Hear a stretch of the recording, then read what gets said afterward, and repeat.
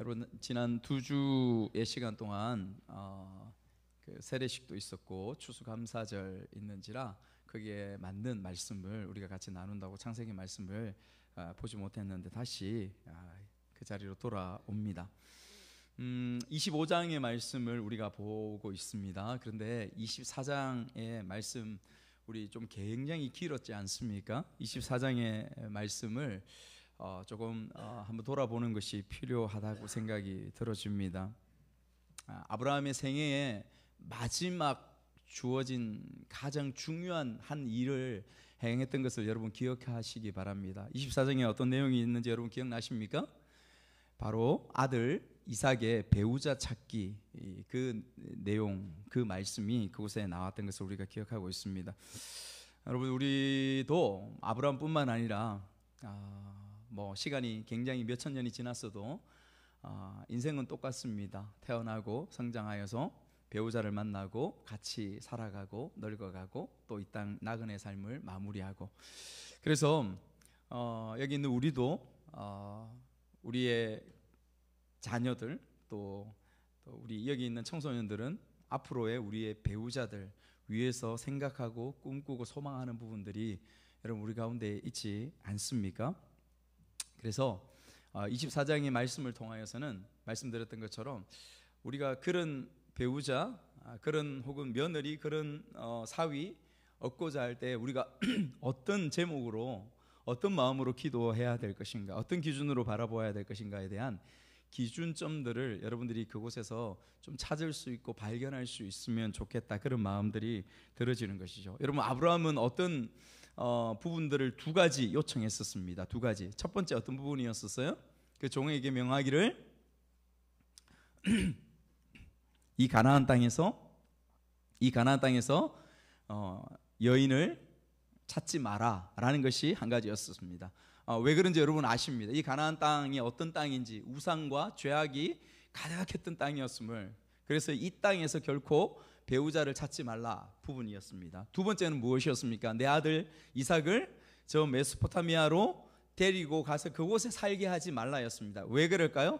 이 땅이 하나님께서 약속으로 주신 땅이기 때문에 그렇다고 했습니다. 그죠? 네. 이것을 기억하는 것이죠. 하나님께서 하나님의 이렇게 말하는 부분의 중심에, 아브라함의 마음의 중심에는 하나님의 약속에 근거한 조건, 그리고 그곳에 순종하고자 하는 아브라함의 마음이 그곳에 가득했던 것이죠. 여러분 우리가 상상할 수 있어요. 제가 그런 생각을 해봤습니다. 우리가 앞에 말씀을 보아왔지 않습니까? 아브라함이 얼마나 그 땅 가운데서 혹은 그 주위의 족속들과 나라들 가운데서 얼마나 찐 영향력을 가졌던 아브라함의 모습이었는지 여러분 기억하실 것입니다. 굉장히 영향력이 있었어요. 그렇게 되면 아브라함의 독자 이삭의 아들 결혼시키는 게 여러분 쉽겠습니까? 어렵겠습니까? 쉽겠습니까? 어렵겠습니까? 쉽지 않을까요? 좀 그냥 굉장히 많이, 아브라함이 엄청 부유했거든요. 엄청 부자였고 영향력 있는, 그리고 존경할 만한 그러한 인물이었으면 그의 아들 우리 사위로 하고자 하는 그런 마음이 많아서 아마 많은 그런 이야기들, 많은 요구들이 있지 않았을까, 충분히 우리는 상상할 수 있는 것이죠. 욕심내는 사람들이 많았을 것입니다. 그럼에도 불구하고 아브라함은 기준이 선명했다는 거 볼 수 있고요. 또 한 가지 리브가를 통해서 우리가 보는 부분들은 무엇이었습니까? 리브가를 통하여서 그의 섬김, 그리고 희생하는 그의 마음, 그리고 그의 육신을 순결하게 지켰던 것, 그리고 그의 가족마저도 떠나보내는 그 믿음의 결단력, 여러분 이런 부분들이 리브가를 통해서 우리가 말씀을 통해 살펴볼 수 있는 리브가의 모습 아니었습니까? 그래서 저는 여러분을 축복하고 싶습니다. 우리 자녀들, 며느리 혹은 또 사위를 보아야 될 미래의 우리 집사님들, 권사님들, 또 우리 여기 있는 청소년들은 미래의 배우자를 만나야 돼요. 남자친구도 만나야 되고 여자친구도 만나야 되고 돕는 배필을 만나야 되죠. 그래서 이런 리브가와 같은 또 아브라함과 같은 그런 중심을 가진 그런 생각과 그런 중심이 여러분 모두 가운데 있기를 주님의 이름으로 축복합니다. 그렇게 기도하셔야 됩니다. 그렇게 기도해야 돼요. 여러분 오늘 그 가운데 이어지는 말씀을 보면 창세기 25장의 말씀입니다. 이 말씀에는 여러분 이제 드디어 아브라함의 마지막 죽음을 모습들을 우리가 여기서 만날 수 있습니다. 그리고 또 한 가지 사건이 나오죠. 아브라함 죽음과 동시에 그 가장 큰 아들이었죠. 이스마엘의 족보가 쭉 뒤에 12절부터 18절까지 나오는 것을 우리가 볼 수 있습니다. 그런데 여러분 1절의 말씀에 눈에 이제 딱 들어가자마자 눈에 들어오는 말씀을 읽자마자 어떤 마음이 딱 드느냐면 제가 그렇더라고요. 말씀을 읽어보니까 에이 참, 아이 참, 뭐 이런 감탄사 좀 탄식의 이 말이 나오더라고요. 여러분 1절 읽으면 그런 마음이 안 들습니까? 또 이런 마음이 확 들어집니다. 또 제발. 근데 여러분 이 아브라함의 모습이 우리의 모습과 똑같지 않습니까? 그런 생각이 들어지면서 여러분 1절 말씀 한번 읽어볼까요? 어떤 내용인지 같이 읽습니다. 시작. 아브라함이 후처를 맞이하였으니 그의 이름은 그두라라. 에이 아브라함 참 이럴 수 있지만은 여러분 남자들은요, 뭐 여성들도 마찬가지겠지만 우리의 인생을 바라보면 이 부분들이 어떤 부분인지 알 수 있을 거다. 전혀 나하고 다른 사람, 다른 세계에 살고 있는 손가락질할 수 있는 그런 아브라함의 모습이 아닌 것을 우리가 우리의 내면으로 충분히 아는 것이죠. 아브라함이 후처를 맞이했다라고 하는 것이죠. 그리고 자녀를 낳았습니다. 그 이후에 주어지는 말씀 2절, 3절, 4절의 말씀에는 그두라를 통하여서 낳았던 아들 6명에 대해서, 그 가족들에 대해서 말씀하고 있는 것이지요. 여러분 그런 생각 들죠? 아브라함이 여러분 얼마나 어렵게 하나님과의 얼마나 인생을 같이 때로는 실패하며 때로는 성공하며 하나님과 동행하면서 그렇게 오면서 겨우 100세가 겨우가 아니라 마지막 100세가 되어서 하나님이 약속하신 아들을 얻었지 않습니까? 그런 하나님의 엄청난 은혜와 놀라운 기적들을 경험했으면 마지막 이 땅의 생을 마감하기까지 좀 유종의 미를 거두지, 그런 마음이 여러분 들어지는 게 사실이죠. 좀 김이 세죠. 저는 그렇더라고요. 그런데 여러분 또 한편으로 이것이 성경이다라는 마음이 들어집니다. 이것이 인생이다라는 마음도 들어지지만 이것이 하나님의 말씀이요 성경이다. 성경은 여러분 정직합니다. 하나님의 말씀이 자기 자신의 아무리 사랑하는 자녀라 할지라도 그 자녀의 치부와 부끄러움과 죄악에 대해서 낱낱이 보여주고 고발하는 것이 하나님의 말씀인 것을 우리 알고 있습니다. 아브라함, 야곱, 요셉, 모세, 다윗까지도 그 엄청난 치부들, 부끄러움들, 여러분 그것을 있는 모습 그대로 보여주는 사실의 책이자 진실의 책이 성경입니다. 그래서 여러분 저는 확신하는 게요, 제가 제 자신을 돌아보면 제가 교회 다니기 전에 그리고 청소년 때까지, 청소년 20대 들어가기 전까지, 성경을 대하고 읽기 전까지 제가 돌아보면 제가 우리 자녀들에게도 우리 아이들에게도 이야기합니다. 아빠가 어릴 때 얼마나 입에 담기 민망한 욕들을 내 입술에 얼마나 많이 담았는지 몰라. 그리고 나는 거짓말을 정말 많이 했어. 거짓말도 하고 입에 정말 욕을 많이 담고. 그러다가 여러분 고3 때 예수님을 만나고 성경을 읽기 시작했습니다. 점점 20대도 젊을 때도 계속 성경을 읽으면서 시간이 지나면서 점점 바뀌어져 갑니다. 입에서 욕이 없어지고 거짓말 하던 부분들이 완전하지는 않지만 거의 없어져 가는 거죠. 거짓말. 여러분 그래서 우리의 자녀들이, 우리 자신이 성경을 읽고 성경 앞에 나아갈 때, 말씀 앞에 나아갈 때에 우리 존재 자체가 그렇게 되는 것을 우리가 분명히 경험할 수 있는 것이지요. 진실의 책입니다. 사실의 책입니다. 그래서 우리 역시 정직하게도 되고 또 우리 자신을 채찍질하고 우리 자신을 회개에 이르는 그 말씀이 하나님의 말씀이 되는 것이죠. 후처의 이름을 보십시오. 여러분, 후처의 이름이 그두라입니다. 그두라. 6명의 자녀를 낳았다라고 그렇게 말씀하고 있죠. 근데 이 말씀에 대하여 학자들의 의견들이 조금씩 나누어지는 부분들을 보게 되어집니다. 뭐 어떤 부분에 나눠지냐면 이 그두라를 통하여서 6명의 자녀들을 낳았는데 이 사건의 기록이 성경에 지금 기록된 창세기 25장에 아브라함이 죽기 직전에 기록되어서 그렇지, 사실 이 사건은 훨씬 이전에, 그러니까 본처인 사라가 죽기 전에 후처를 얻어서 얻었던 아들일 것이다 라고 주장하는 학자들도 있습니다. 그러니까 이삭을 낳고 난 이후에 이삭이 지금 약 나이가 지금 현재는 40 이상 되었으니까 이때 낳은 아이일 것이다. 그러니까 30, 그러니까 뭐죠? 사라가 죽기 전에 후처를 또 얻어서 그렇게 했을 것이다 라고 보는 학자들도 있고요. 또 한편에는 아니다, 사라가 죽고 나서 인간적인 그 외로움과 힘듦의 마음들을 이기지 못하여서 그 이후에 얻은 아내가 바로 이 그두라일 것이다 라고 그렇게 봅니다. 대부분의 학자들은 후자를 선택합니다. 후자를 선택하면서 그 이후에 그두라를 얻어서 아브라함을 통하여서 6 자녀가 또 출생하였을 것이다, 그렇게 보는 것이지요. 여러분, 이렇게 볼 때에 문제가 좀 있죠. 왜냐하면 137세나 되는 고령의 아브라함인 것이죠. 137세예요 지금.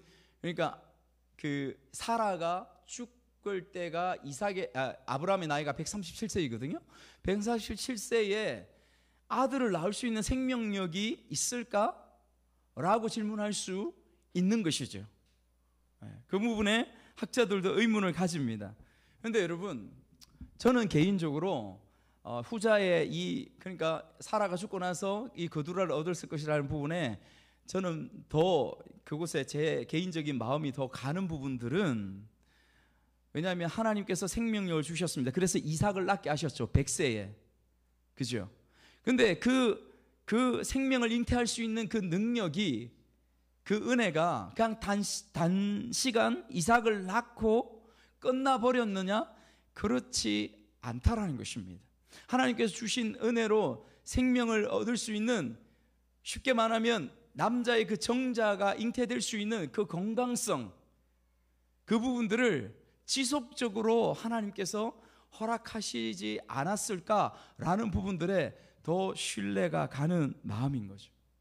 하나님께서 은혜 주실 때 얼마나 건강하게, 또는 얼마나 완벽하게 그것을 회복시키셨을까, 그 건강성을 회복시키셨을까, 충분히 그렇게 짐작할 수 있는 것입니다. 그런데 여러분, 이 원문의 말씀을 우리가 한 번 더 보면요, 우리가 읽는 이거는 번역본입니다. 우리가 가진 성경은 번역본인데, 원문의 말씀을 보면 이 말씀을 뒷받침하고 있는 부분에 단어가 나옵니다. 어떤 단어가 있냐면, 여러분 1절의 말씀, 아브라함이 후처를 맞이하였으니 그의 이름은 그두라라고 되는 부분에 이 단어에 히브리어 정확한 단어가 한 단어가 나옵니다. 그런데 번역하면서 그 단어를 왜인지 뺐어요. 어떤 단어가 나오냐면 다시라는 단어입니다. 다시. 그리고 다시. 그래서 그리고 다시라는 단어를 넣으면 어떻게 되냐면, 그리고 다시 아브라함이 후처를 맞이하였으니 그의 이름은 그두라라, 이렇게 되는 거예요. 앞에 24장의 창세기의 말씀들이 이삭의 아내를 쭉 흘러놓은 시간의 순서에 따라서 쭉 흘러나오는 사건이 있고, 그리고 다시 아브라함이 후처를 맞이하였다라고 이어지는 말씀이 되는 것이죠. 그러므로 가능성은 훨씬 더 사라가 죽고 난 이후에 그두라 후처를 얻어서 그렇게 태어난 아들이 6명이다 라고 보는 것이 더 합리적이지 않을까, 신학자들이 그렇게 보고 저 역시도 그렇게 생각을 합니다. 여러분, 다시라는 표현을 쓰고 있어요. 근데 이 다시라는 표현이 이 말씀 가운데 들어갔을 때에 약간 아브라함이 그 후처를 얻어서 아들을 얻은 부분에 대해서 굉장히 좀 부정적인 의미로 그 말씀을 기록해 가고 있는 것을 우리가 이곳에서 느낌으로 알 수 있습니다. 다시 아브라함이 후처를 얻었다. 그 앞에 실수를 하고 그 앞에 잘못을 하고 여러 가지 있었는데 또 다시 후처를 그렇게 얻었다라고 이야기를 하는 것입니다. 여러분, 이 창세기의 말씀을 누가 기록했습니까? 모세가 기록했죠. 모세가 시내산 밑에서 그것을 기록했습니다. 그때에 이스라엘 백성들에게 이 창세기의 말씀을 기록해서 그들에게 읽혀주고 그들에게 선포해야 될, 하나님의 선민으로서 너희들은 선택받았다는 것에 대해서 가르쳐야 될 필요성이 있어서 창세기와 모세 오경을 기록하여 그들에게 읽혀주었습니다. 여러분, 그때에 아브라함과 모세와 그의 이스라엘 선민들이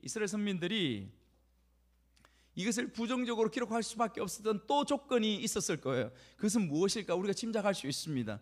그것은 무엇이냐면 그의 그두라의 후손으로 태어난 그 사람들의 모습들, 이름들의 모습들을 보면 그 후손들의 이름들 가운데 우리의 머릿속에 익숙한 한 인물이 등장합니다. 여러분, 그것을 말씀을 한번 보면 2절 3절 보면 한번 보십시오. 그가 시므란과 욕산과 무단과 미디안과 이스박사과 수아를 낳고 욕사는 스바와 드단을 낳았으며 드단의 자손은 악수르 족속과 그두시 족속과 로미 족속입니다. 이렇게 쭉 되어 있어요. 6명을 이야기하고 있는데 이곳에서 여러분의 귀에 좀 익숙한 부족 이름이 무엇입니까? 미디안이 딱 등장합니다. 미디안. 여러분, 미디안이 어떤 종족이에요? 미디안. 이스라엘의 선민 이스라엘이 역사상 쭉 내려오면서 미디안 족속만큼 이스라엘을 괴롭히고 저항하고 힘들게 하고 공격하였던 족속이 없어요. 미디안과 아말렉, 여러분 기억나실 거예요. 그 중에 미디안이 있는 것입니다. 여러분, 미디안은 민수기의 말씀 가운데 가면 여러분 발락과 발람 기억나시죠? 그 족속이 미디안 족속입니다. 이스라엘 백성들을 저주하게끔 하는, 그렇게 공격하는, 그리고 사사기에도 들어가면 기드온, 여러분 기드온 사사가 일어날 수밖에 없었던 것, 하나님께서 기드온을 통하여 대적하게 했었던 그 족속이 누구냐면 미디안 족속이에요. 미디안 족속.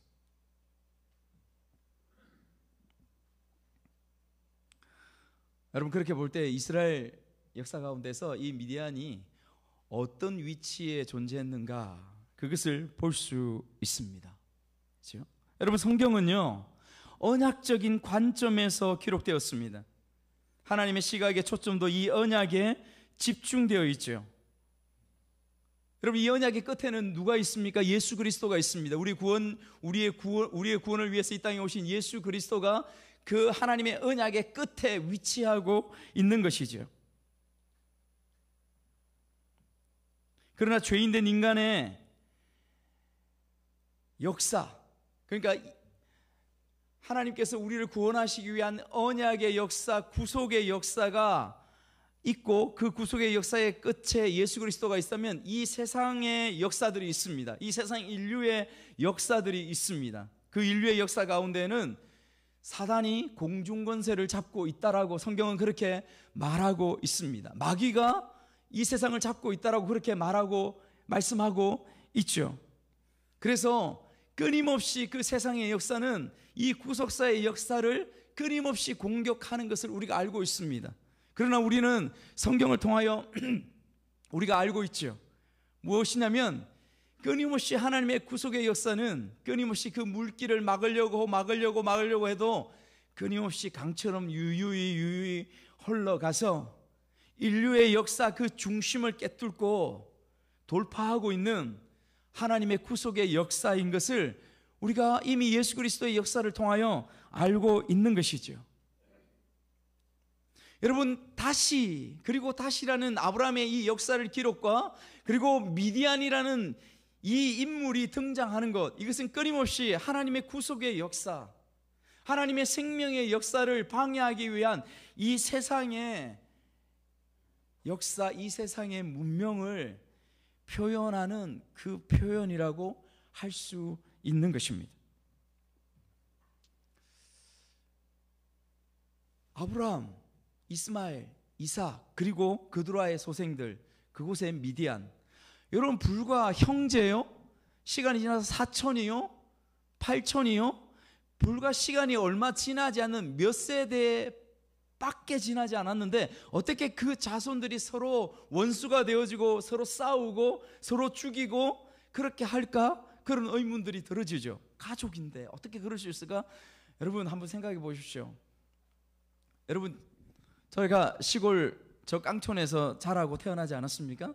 여러분 제가 어릴 때 경험했던 것은 무엇이냐면 그곳에서 농사 지으면서 하늘의 비를 바라보면서 농사를 짓습니다. 모내기를 합니다. 추수를 합니다.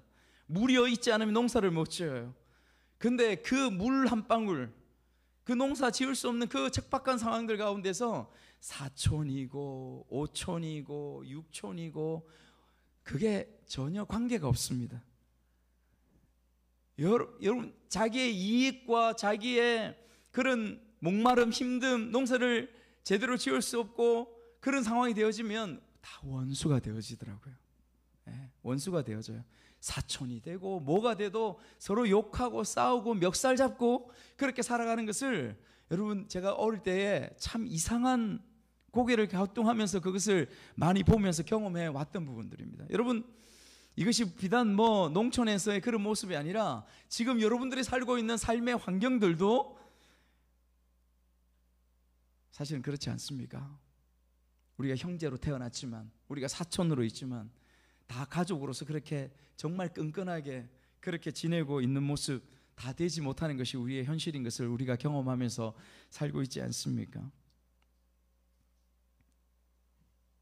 육신의 형제로 태어나고 부부의 연을 맺고 살아가고 또 우리의 자녀로 태어난 가족이지만 여러분 우리가 알아야 되는 것이죠. 무엇을요? 예수 그리스도의 피로 형제와 가족이 되지 못하면 예수 그리스도의 그 구원의 은혜 가운데서 한 가족이 되지 못하면 우리는 영적으로 성경은 선명하게 이야기하죠. 남이 되어지는 것입니다. 이 땅에서 아무리 혈통으로 핏줄로 태어나지만 그리스도 안에서 한 가족이 되지 못하면 남이 되는 것을 성경은 말씀하고 있는 것이죠. 여러분 그것에 대해서 예수님은 어떻게 말씀하시는가? 여러분 그 말씀을 한번 우리 읽어볼까요? 마가복음 3장 31절에서 35절 말씀, 마가복음 3장 31절에서 35절 말씀 우리 앞에 보고 예수님이 하신 말씀을 한번 읽도록 하겠습니다. 시작. 그때에 예수의 어머니와 동생들이 와서 밖에 서서 사람을 보내어 예수를 부르니 무리가 예수를 둘러 앉았다가 여짜오되 보소서 당신의 어머니와 동생들과 누이들이 밖에서 찾나이다. 대답하시되 누가 내 어머니이며 동생들이냐 하시고 둘러 앉은 자들을 보시며 이르시되 내 어머니와 내 동생들을 보라. 누구든지 하나님의 뜻대로 행하는 자가 내 형제요 자매요 어머니니라. 아멘. 주님께서 어떻게 말씀하십니까? 혈육으로 혈통으로 태어난 것이 내 어머니요 내 형제가 아니라 하나님의 말씀 가운데 하나님 말씀에서 함께 순종하며 예배하며 함께 그리스도의 피로 말미암아 다시 거듭 태어난 우리가 하나님의 가족이요 하나님의 형제요 지체인 것을 주님께서 선명하게 말씀해 주시는 것을 여러분 이것을 우리의 가슴 속에 담으셔야 돼요. 담으셔야 됩니다. 요한복음 1장 12절에서 13절 말씀 또한 이렇게 우리에게 가르쳐 주고 있습니다. 같이 한번 읽겠습니다. 시작. 영접하는 자 곧 그 이름을 믿는 자들에게는 하나님의 자녀가 되는 권세를 주셨으니 이는 혈통으로나 육정으로나 사람의 뜻으로 나지 아니하고 오직 하나님께로부터 난 자들이니라. 하나님께로부터 난 자들, 혈통으로나 육신으로 피로 맺어진 이 땅에서 나그네 삶 가운데서는 여러분 피로 맺어진 그 가족들이 전부요 최고로 그렇게 여러분들이 살아갑니다. 우리가 실제로 그것이 전부라고 생각하면서 그것에만 집중하면서 살아가는 것이 저와 여러분들의 모습인 것을 부인할 수가 없죠. 그러나 하나님은 어떻게 보시느냐, 예수 그리스도는 어떻게 보시느냐, 지금 현재 이곳에 앉아서 여러분 함께 예배드리는 하나님의 말씀을 듣고 있는 우리가, 여러분들이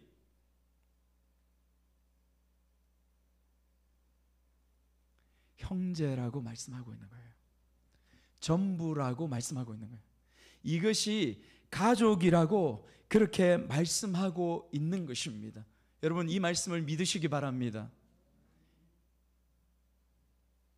여러분, 이 말씀을 믿을 뿐만 아니라 이 말씀을 우리의 가슴에 담고 옆에 있는 나의 지체들, 나의 형제들을 그 눈으로, 그 시각으로 바라볼 수 있어야 하는 것이 하나님의 말씀인 거예요. 안타깝지만 현실과 사실은 무엇이냐면, 여러분, 우리의 가정 가운데서 함께 혈육의 정을 맺고 태어나서 같이 살아가는 그 존재들이지만은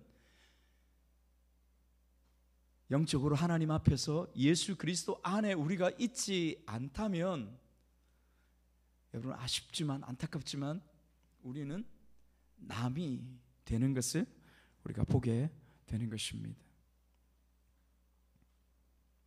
여러분, 이 말씀 가운데서 우리는 두 가지를 인식해야 돼요. 두 가지를 우리의 마음속에 담고 인식해야 됩니다. 그 첫 번째는 무엇이냐면, 지금 이 땅에 가장 가까운 이들을 통하여서 여러분들이 혹 어려움과 곤란과 애매한 고통을 당하고 있다면 그것은 자연스러운 일이다라는 것을 우리가 인식해야 됩니다. 자연스러운 일이다. 왜요? 미디안을 보십시오. 아브라함의 아들로, 혈육으로, 형제로 태어난 이들을 통하여서 이삭과 그의 후손들은 엄청난 고난과 엄청난 고통을 당하고 있는 것을 우리가 이 말씀을 통하여 보지 않습니까? 그러니 우리가 지금 살아가는 우리의 친족들을 통하여서 내가 예수 믿는다고, 내가 교회에 다닌다고, 내가 예배 드린다고 애매한 고난을 받고 핍박을 당하는 그러한 현장에 혹 내가 있다 할지라도, 여러분, 그것은 너무도 자연스러운 광경이다 라는 부분들을 우리의 마음속에 먼저 그것을 알아야 되는 거죠. 두 번째, 우리가 알아야 될 부분들이 있습니다. 그것은 무엇이냐면, 나는 하나님의 아들이요, 나는 하나님의 권속, 그 가족 가운데에 내가 지금 있는가, 그것을 나는 믿는가, 그것을 확신하며 살아가고 있는가. 여러분, 이것을 다시 한번 내 자신을 바라보며 질문하고 점검하고 그것을 믿어야 하는 것입니다. 너무 중요해요. 안타깝게도 우리의 가족 가운데에, 우리의 어쩌면 자녀들 가운데에도 이렇게 이야기하죠. 나는 상관없어, 믿지 않아도 돼, 나는 내 마음대로 살아갈 거야, 내 인생 내가 주인이지, 내 뜻대로 살아갈 거야, 자유롭게 살 거야, 그렇게 얘기하는 자녀들이 얼마나 많이 있습니까? 여러분, 기억해야 됩니다. 이 미디안을 통해서 우리에게 가르쳐 주는 것이, 내 가장 이 땅에서의 가족들, 가까운 가족이지만 그러나 그 존재, 그 영적인 존재가 어떤 위치에 있는지를 우리로 하여금 선명하게 알게 하는 것입니다. 그러므로 아무리 화려하고 잘 살고 능력이 있다 해도 그 미디안의 삶은 이 땅 가운데서 끝날 삶이요, 여러분, 진짜 두려워해야 될 그 심판이 그들 앞에 놓여져 있다는 것을 우리가 기억해야 됩니다. 그 미디안이 누가 될 수 있다고요? 내 사랑하는 자녀가 될 수 있습니다.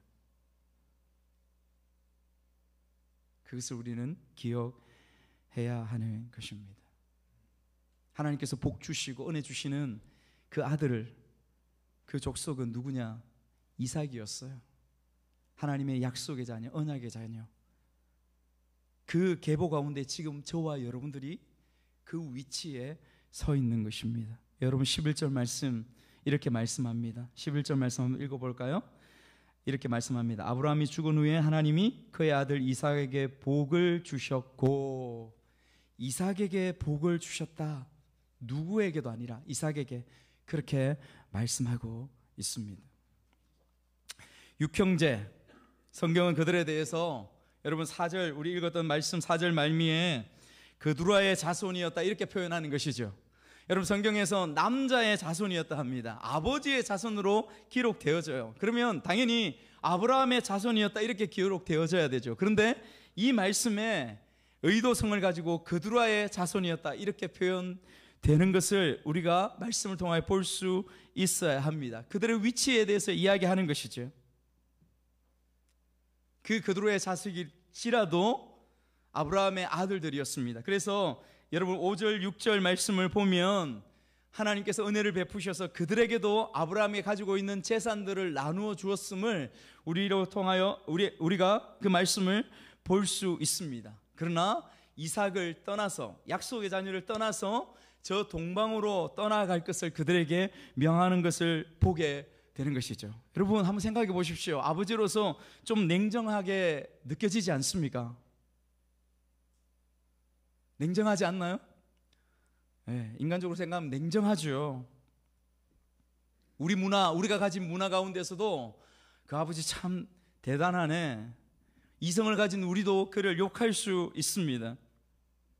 그런데 여러분 여기서 그 어떤 것보다도 더 중심과 중점을 두고 우리가 보아야 할 내용이 있는 것이죠. 그것은 무엇이냐면 아브라함의 마지막 죽기 전까지, 마지막 유언을 하고 마지막 가장 중요한 이야기를 하기 전까지 아브라함의 마음속에, 아브라함의 중심 속에 가지고 있었던 그 중심, 기준이 무엇이었는가, 여러분 이것을 아는 것이 정말 중요합니다. 여러분 우리는 아브라함의 인생을 살펴오면서 우리가 보았어요. 그 아들 이스마엘을 그의 어머니와 함께 내어 보낼 때에도, 그의 약속의 자녀 이삭을 하나님의 말씀을 들어 칼을 들어 제단에 바치려고 했던 그 순간도 아브라함의 삶 속에, 아브라함의 중심 가운데 노년으로 올수록 하나님을 경험할수록, 하나님에 대해서 알수록 아브라함의 온통 중심과 인생을 붙잡았던 것은 무엇이었냐면 세상에 그 어떤 영향력이 있는 사람들의 말도 아니라 그 문화도 아니었던 것을 우리가 압니다. 그것은 무엇이었냐면 하나님의 약속의 말씀이었다는 것을 우리가 알고 있습니다. 할렐루야. 하나님의 약속의 말씀, 그 약속을 믿는 믿음, 그것을 아브라함은 가장 중심에 두었던 것을 우리가 말씀을 통하여 계속해서 살펴보았다는 것이죠.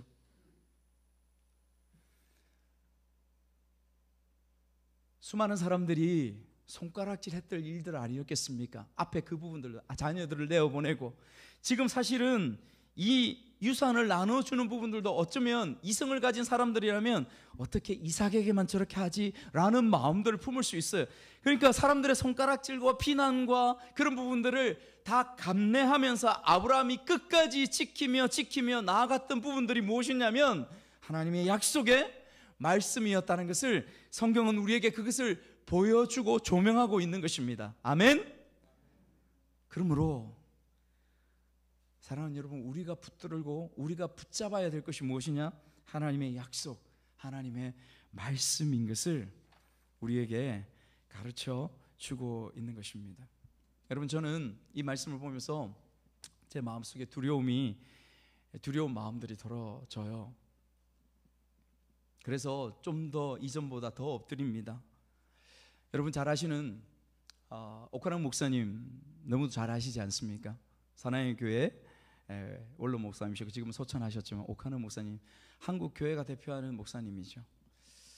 정말 그 믿음과 그 리더십과 한국 교회에 미친 영향들은 마치 모세처럼, 마치 아브라함처럼 그런 역할을 했다라고도 그렇게 평하는 이들이 있습니다.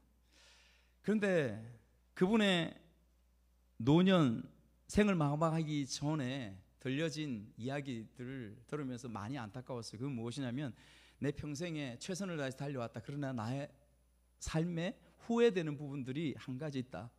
무엇이냐면 내 아들. 이름은 제가 정확하게 이야기하지 않겠습니다. 옥땡땡. 그 아들을 향한 내 그치지 않는 눈물, 그치지 않는 슬픔, 그치지 않는 아픔, 그것이 내가 후회되고 가장 아픔의 모습이다. 그러고 나서 옥 목사님이 하나님 부르심을 받았습니다. 장례를 치르는 과정 가운데서도 굉장히 그 아들도 와서 최선을 다해서 그렇게 하는 부분들을 보였어요. 최근 한 달 전쯤에 제가 신문을 하나 읽었습니다. 신문을 읽으면서 제가 굉장히 마음이 아팠어요. 그 아들 옥 땡땡이라는 분이 그분의 책을 쓰고 글을 내놓는데 그 사람이 하는 이야기가 무엇이냐면 기독교는 바울의 종교다. 예수의 종교나 하나님의 종교나 하나님의 신앙, 예수님 믿는 신앙이 아니라 바울이 만들어낸 종교에 지나지 않는다라는 부분들의 글들을 쓰고 그것을 집필하고 그것을 말하고 있는, 그래서 제가 영상도 찾아가서 들어가 봤어요. 진짜 그렇게 얘기합니다. 그렇게 얘기합니다. 그래서 그러니까 그의 영혼이, 그의 삶이 어땠는지, 그의 어릴 때의 삶의 모습들을 그의 부모를 통하여 들려졌던 이야기들도 있습니다. 안타깝고 힘든 어린 시절을 보냈던 그런 부분들, 그 때문에 옥 목사님이 많이 힘들어하고 후회하는 부분들이 있어요. 그래서 마음이 너무 아프고, 저 역시 자녀를 많이 가지고 있는 사람으로서 많이 떨리고 두렵고 하는 그런 마음들이 많이 들어졌습니다. 우리 자신이 우리 자녀들을 바라보면서 그런 마음들을 한번 돌아보셨으면 좋겠다 싶습니다.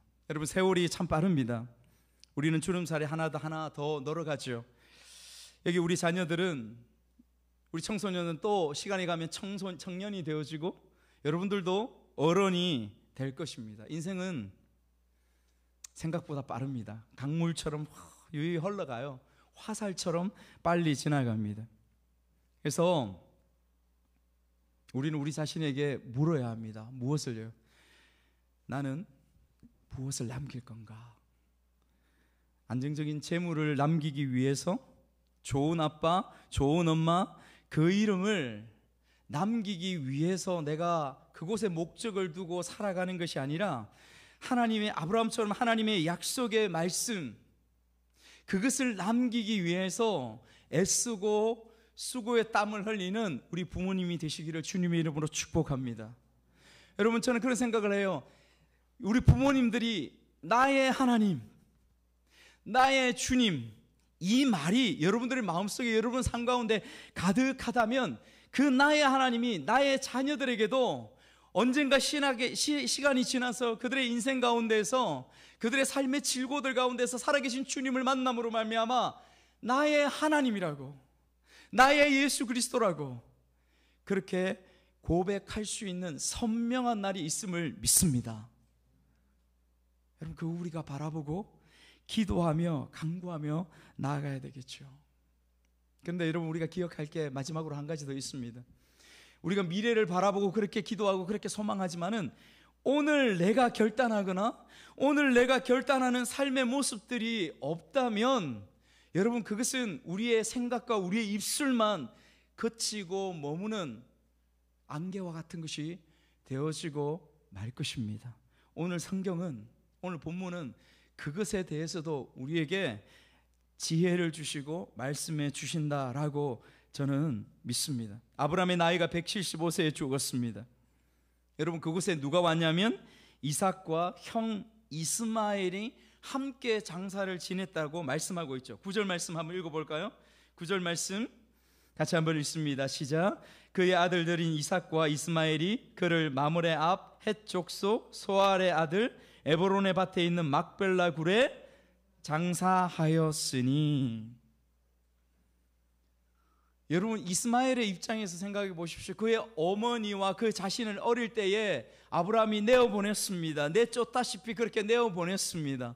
그러면 엄청난 상처와 아픔과 아버지에 대한 부정적인 마음들, 이삭에 대한 미움과 정오의 마음들이 가득하지 않았을까요? 그러나 이스마엘이 이곳에 장례를 이삭과 함께 와서 그렇게 치렀다라는 그 말씀을 통하여 저는 이 말씀을 그냥 그럴 수 있지, 아들인데 아버지인데 그렇게 받지 않습니다. 저는 이 말씀이 어떻게 다가오냐면, 아브라함이 어떤 삶을 살았을까? 아브라함이 비록 하나님의 말씀에 순종하여서 그렇게 내보냈지만은 그 이전에도 그리고 그 이후에도 이스마엘과 그의 어머니 하갈에게 어떻게 하였을까? 어떤 삶을 하나님 앞에 살아왔을까? 이 모습이 이 이스마엘이 행했던 행동, 이 취했던 행동을 통하여 여실히 증명되어진다고 저는 그렇게 말씀을 받습니다. 그러므로 아브라함의 삶처럼 오늘 내가 미래를 바라보고 소망하면서, 내 자녀를 바라보고 소망하면서, 오늘 여러분들이, 오늘 내가 결단하지 않으면, 오늘 내가 살지 않으면 내 생각 속에, 내 마음 속에 머무르는 내 자녀가 이렇게 되었으면 좋겠다, 우리 가정이 이렇게 되었으면 좋겠다, 이것은 그냥 꿈에 지나지 않는 것입니다. 안개에 지나지 않는 것을 말씀하고 있습니다.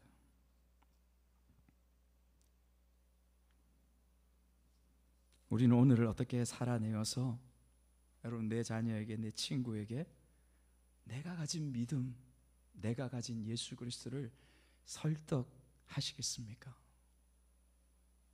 여러분, 우리는 그 설득을 하기 위해서 이 땅에 존재하는 존재로 부르심을 받았습니다. 그 사실을 선명하게 기억하는 우리가 되시기를 주님의 이름으로 축복합니다. 네, 우리 그런 공동체로 주님 앞에 함께 나아갑시다. 아멘. 아멘. 미래가 아니라 지금 내가 결단하고 지금 내가 행해야 될 것을 순종하는 우리 모두가 되시기를 주님의 이름으로 축복합니다. 아멘. 우리